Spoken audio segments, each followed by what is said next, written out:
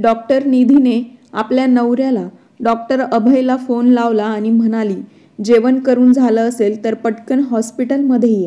आत्ताच एक heart patient आला आहे. त्याची परिस्थिती खूपच गंभीर आहे आणि तुमच्या गावातलं पेशंट आहे. प्राजक्ता नाव आहे. तिचं प्राजक्ता नाव ऐकताच डॉक्टर अभयचं काळीज धडधड करू लागलं. कारण प्राजक्ता तर त्याचं पहिलं प्रेम होतं. डॉक्टर निधी म्हणाली, तुम्ही ओळखता काय या नावाच्या महिलेला? तुझ्या गावची मुलगी आहे. 35 वर्षाच्या आसपास तिचं वय आहे. तू म्हणत असशील तर मी ॲडमिट करून घेते. अभयने आत्ताशी अर्धच जेवण केलेलं होतं. तो गडबडीत म्हणाला, ॲडमिट करून घे आणि तिच्यावर ट्रीटमेंट सुरू कर. मी 10 मिनिटात पोहोचतो. अभयने जेवण मध्येच सोडून दिलं होतं. त्याने पटकन कपडे घातले आणि धावतच गाडीजवळ पोहोचला. मग गाडी स्टार्ट करून वेगाने हॉस्पिटलकडे निघाला. एक वेळ होती जेव्हा प्राजक्तामध्ये त्याचा जीव अडकला होता. अभय आणि प्राजक्ता लहानपणापासून एकत्र खेळून मोठे झाले होते. 10वीच्या वर्गात जाण्यापर्यंत कधी ते दोघे एकमेकांना पसंत करू लागले हे त्यांना देखील समजलं नाही. एकमेकांवर एवढं प्रेम करत होते की दोघांनीही एकत्र आयुष्य घालवायचं वचन घेतलं. दुसरं कोणाचं होणार नाही असं एकमेकांना वचन दिलं. 12वी पास झाल्यानंतर प्राजक्ता पुढचं शिक्षण घेऊ शकली नाही, कारण गावामध्ये कॉलेज नव्हतं. प्राजक्ता गरीब घरातील मुलगी होती. त्यामुळे शहरातल्या कॉलेजमध्ये जाऊन शिक्षण घेणं त्यांच्या सामर्थ्याबाहेरचं होतं. अभयचे वडील सरकारी कर्मचारी होते. तो खात्यापित्या घरचा मुलगा होता. म्हणून 12वी पास झाल्यानंतर तो PMTच्या तयारीसाठी शहरात निघून गेला. पण जेव्हा तो गावी यायचा तेव्हा दोघेही लपून छपून भेटत होते. एकमेकांसोबत वेळ घालवून जुन्या आठवणींना उजाळा देत होते. प्राजक्ता 3 भावंडांमध्ये सर्वात मोठी होती. तिचे वडील ती लहान असतानाच देवाघरी गेले होते. शेतमजुरी करून आई घर चालवत होती.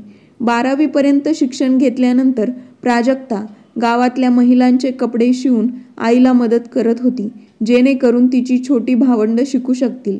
दिवस असेच निघून जात होते आणि दुसरीकडे खूप कष्ट करून अभयने PMT पूर्ण केलं आणि डॉक्टराचे शिक्षण घेण्यासाठी दिल्लीला निघून गेला. मग काही दिवसांनंतर त्यांचं सगळं कुटुंब शहरात जाऊन राहू लागलं.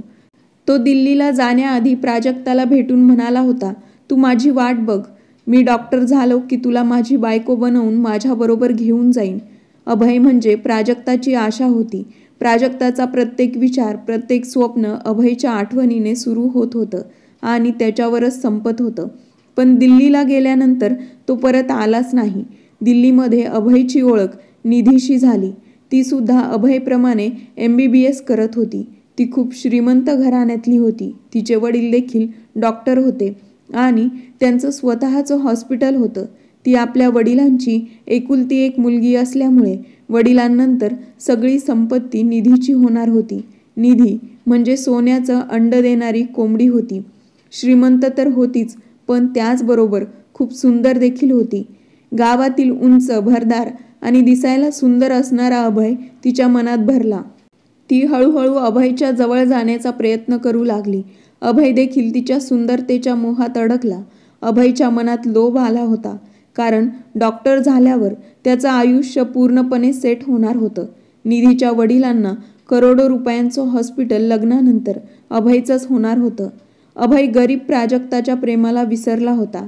आता त्याचं जग फक्त निधीच्या आजूबाजूला फिरत होतं. पण गावाकडे राहणाऱ्या प्राजक्ताला या सगळ्या गोष्टींची काहीच कल्पना नव्हती.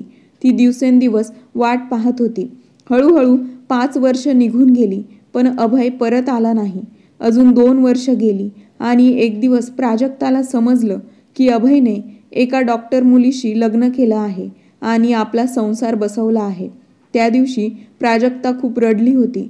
शेवटी तिला सहन झालं नाही म्हणून ती अभयला भेटण्यासाठी आली. अभय त्यावेळी हॉस्पिटलमध्ये होता आणि प्राजक्ताला पाहून घाबरला. त्याने तिला एका एकांत जागी नेलं आणि माफी मागत म्हणाला, सॉरी, मला माफ कर. मी तुला दिलेला शब्द पाळू शकलो नाही.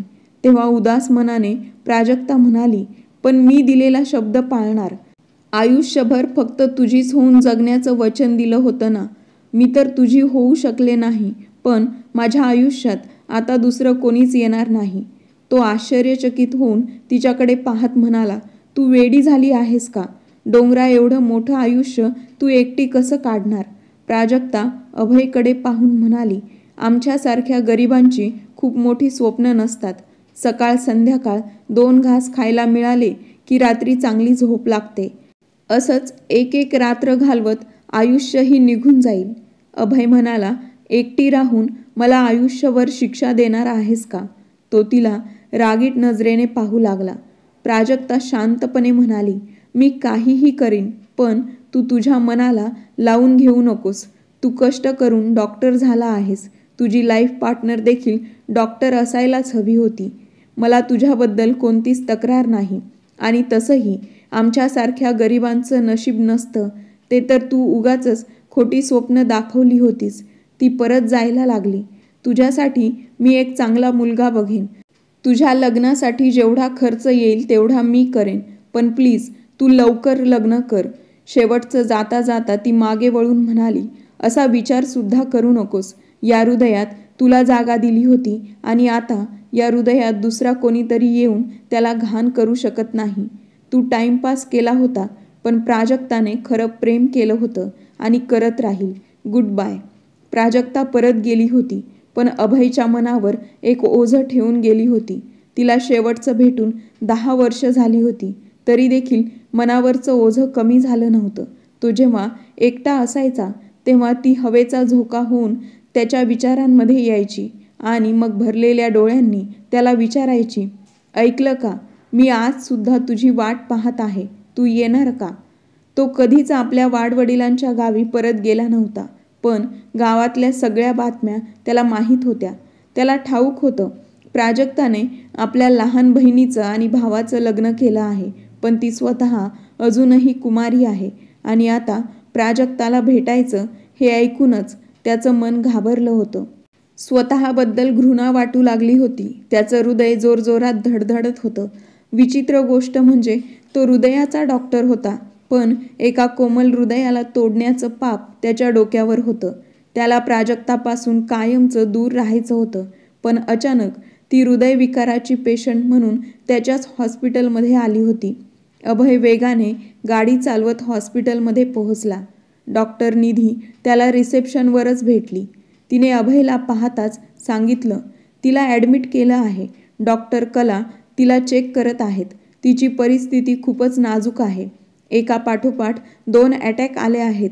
पण आश्चर्य आहे की अशा परिस्थितीतही ती वाचली आहे. कारण एवढं मोठं ब्लॉकेज झाल्यानंतर कोणीही पेशंट वाचू शकत नाही. अभय धावतच त्या वॉर्डसमोर पोहोचला, जिथे प्राजक्ताची आई आणि लहान भाऊ बसले होते. अभयला पाहताच प्राजक्ताची आई रडत म्हणाली, बाळा अभय, प्राजक्ताला वाचव. गावातल्या सरकारी हॉस्पिटलमधल्या डॉक्टरांनी सांगितलं होतं की तिला मोठ्या हॉस्पिटलमध्ये घेऊन जा, पण माझ्याजवळ एवढे पैसे नव्हते, म्हणून तुझ्या हॉस्पिटलमध्ये घेऊन आले आहे. अभयने काहीही न बोलता प्राजक्ताच्या वॉर्डमध्ये प्रवेश केला. डॉक्टर कला त्याला पाहताच म्हणाल्या, बरं झालं सर तुम्ही आलात. मी त्यांना एक इंजेक्शन दिलं आहे आणि काही टेस्ट केल्या आहेत, पण त्यांच्या श्वासामध्ये अजूनही फरक पडलेला नाही. बघा, ऑक्सिजन लावलेला आहे, तरीसुद्धा त्या किती धाप देत आहेत. अभय म्हणाला, डॉक्टर कला तुम्ही जाऊ शकता, मी बघतो. डॉक्टर कला जाता जाता म्हणाल्या, सर, एका महिलेचे हृदय एवढे खराब मी आजपर्यंत पाहिलं नाही. माहीत नाही त्या कोणत्या प्रकारच्या नशेत आहेत.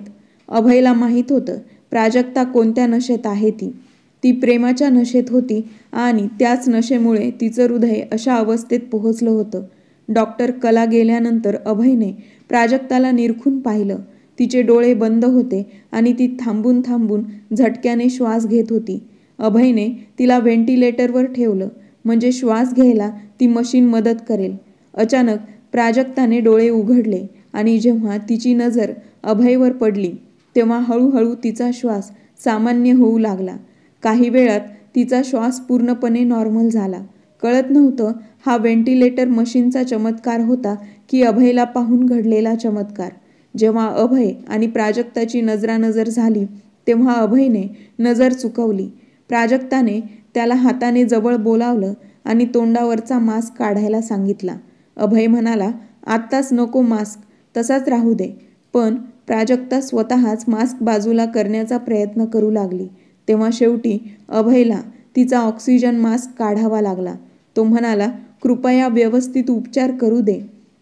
ती उदास हसून म्हणाली, कसा आहेस? तो तडफडून म्हणाला, मी ठीक आहे, पण तू ठीक नाहीस. तू हे स्वतःचं काय करून घेतलंयस? ती छताकडे पाहून म्हणाली, मला निरोप दे. अभयच्या डोळ्यातून पाणी वाहू लागलं. तो म्हणाला, कृपया प्राजक्ता असं बोलू नकोस. प्राजक्ता त्याच्या डोळ्यामध्ये पाहून म्हणाली, मी खूप थकले आहे आता. अजून जगायचं नाही. आता मला या जगाचा निरोप दे. तो म्हणाला, प्लीज मला माफ कर. मी तुझा गुन्हेगार आहे. या प्रवासात रस्ता भरकटलो होतो. प्राजक्ता भरल्या डोळ्यांनी हसली आणि पुन्हा म्हणाली, मी सांगितलं होतं ना, मनावर कोणतंही ओझं ठेवू नकोस. तुझी कोणतीही चूक नाही. मी चुकीची होती. मला बदलता येत नाही आणि विसरताही येत नाही.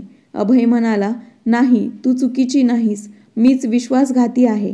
तुला धोका देऊन मी जरासुद्धा आनंदी राहू शकलो नाही.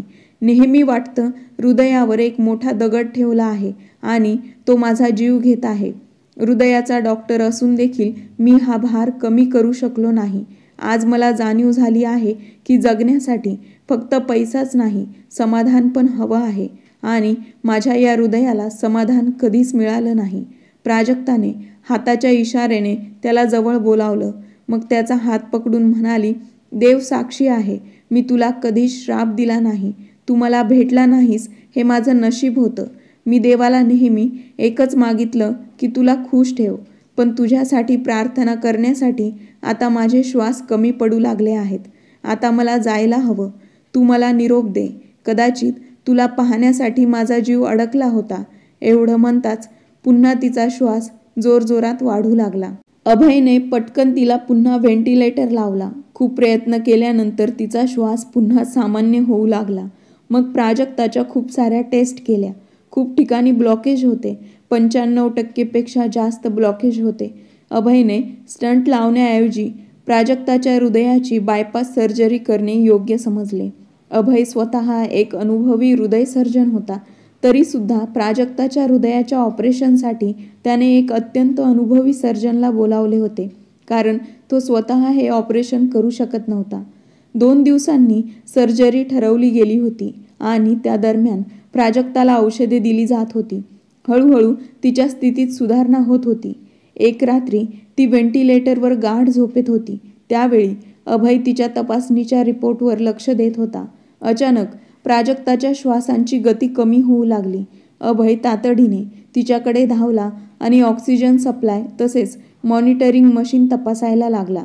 अचानक प्राजक्ताने एक हात थोडासा वर करून अभयकडे असा हलवला, जसा शाळेच्या सुट्टीनंतर घराकडे जाताना बाय बाय करतात. ती अत्यंत वेदनेच्या दरम्यान देखील अभयकडे एक विचित्र हसण्यासोबत पाहू लागली, जणू ती म्हणत असावी, अलविदा मित्रा. अभयला काही समजण्याच्या आधीच मॉनिटरिंग मशीनवरील रेषा स्थिर होऊन सरळ होऊ लागल्या आणि प्राजक्ताच्या डोळ्यांची दृष्टी स्थिर झाली. ती या जगातून आपल्या प्रवासाची समाप्ती करून गेली. अभय एकटा तिच्या हृदयाला पुन्हा सुरू करण्यासाठी विविध प्रयत्न करत होता, पण हे प्रयत्न निष्फळ ठरले. दुसऱ्या दिवशी प्राजक्ताचे शरीर तिचा भाऊ आणि आईकडे सोपवले गेले. आई आणि भाऊ रडत तिच्या मृत शरीराला घेऊन गेले. अभय आपली पत्नी आणि स्टाफ समोर पूर्णपणे शांत होता, जणू काही अनोळखी पेशंट मरण पावला आहे. पण त्याच्या अंतःकरणात एक गहन अस्वस्थता होती. अभय दुसऱ्या दिवशी प्राजक्ताच्या अंतिम यात्रेत सहभागी झाला. दोघे जिवंत असताना एकत्र येऊ शकले नाहीत, पण मृत्यूनंतर तो तिच्या अर्थीच्या अगदी जवळ होता. अंतिम संस्कार झाल्यावर सर्व लोक आपल्या घरी परत गेले, पण अभय हृदयावर भार घेऊन चितेजवळ एकटा बसून राहिला. आता प्राजक्ताला जाऊन 10 वर्षाचा कालावधी झाला आहे, पण अभयच्या हृदयावरचा भार अजूनही कमी झालेला नाही. तो अजूनही एकटा बसला की त्याच्या मनावरचा भार वाढू लागतो. मित्रांनो, एक व्यक्ती कितीही दुष्ट किंवा चातुर्यपूर्ण असो, स्वतःने केलेले वाईट काम, एखाद्याला दिलेला दगा अखेरच्या श्वासापर्यंत हृदयावर एक भार बनून राहतो. कथा आवडली असेल तर लाईक आणि शेअर करायला विसरू नका आणि चॅनलला सबस्क्राईब करायला विसरू नका. भेटूया नवीन एका व्हिडिओमध्ये नवीन एका कथेसह.